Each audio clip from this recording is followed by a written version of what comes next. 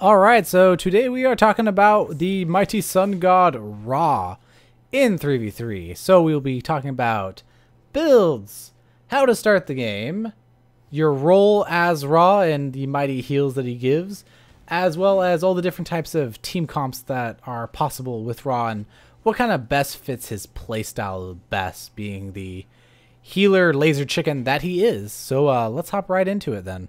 Alright, first on the list of many things to explain is builds. Builds. I like to start off with stacking items, so either Doom Orb or Warlock Sash, followed by Shoes of the Magi, get that little pendant there. Then you want to get some cooldown reduction, so get Chronos Pendant or Breastplate of Valor. Then you want to get some lifesteal and maybe a little bit more damage, so go Polynomicon. Finally, you want lots of damage, so get Rotted Tahuti. Final item is kind of up to you. It can be anything from like Rod of Asclepius to more defense. Personally, I like lots of damage, so I go ahead and get Obsidian Shard. Just my personal preference. Anything's good. Active items, totally situational, totally up to you. Personally, I like to support my team and heal a little bit more, so I get Heavenly Agility. And I usually like to get Beads or Aegis. Keep it classic, pretty safe. And that's it for builds. Alright, well, let's talk about the start of the game. So, really crucial time. In terms of abilities for Ra, you want to put 2 points into your first ability, which is your Laser Beam. 0 points in your second ability, which is your blind, flashy thing that does no damage. And then you want to put 1 point in your heal, your Sunray, or in terms of Alienware Ra skin, a giant spaceship that heals you. Now, the whole reason you want your heal is for the fact that you can kind of top off your team while you rotate through the buff camps.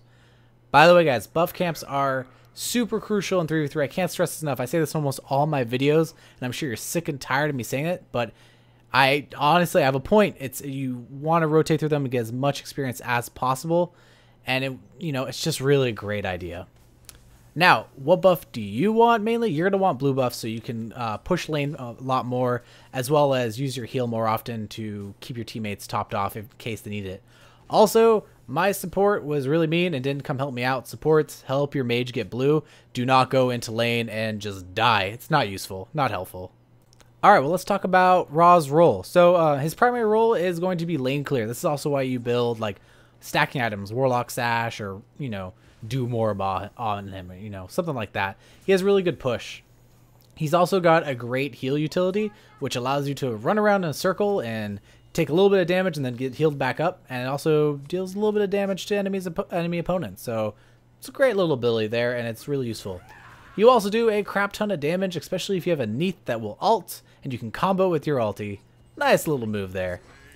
Use your heal to help out your teammates, everyone. Really important. Right there, my Neath friend got ulted by Loki and was actually able to survive because I dropped my heal down, and he popped his Aegis at the correct time. So combinations work really well. Ra is a fairly tanky mage, so he can kind of brawl with the melees and kind of stay in lane for a while. Really useful tool.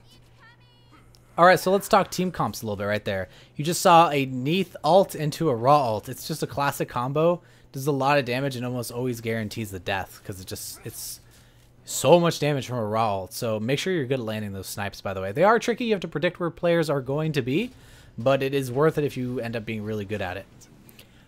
T-comps are not super important with Ra because he can kind of stand on his own, but he does lack a lot of crowd control. So you're going to want to play with people who have high crowd control gods that can not only help you land your snipes and your ultimate abilities, but overall just crowd control wins games, and if you're controlling the enemy, it's better.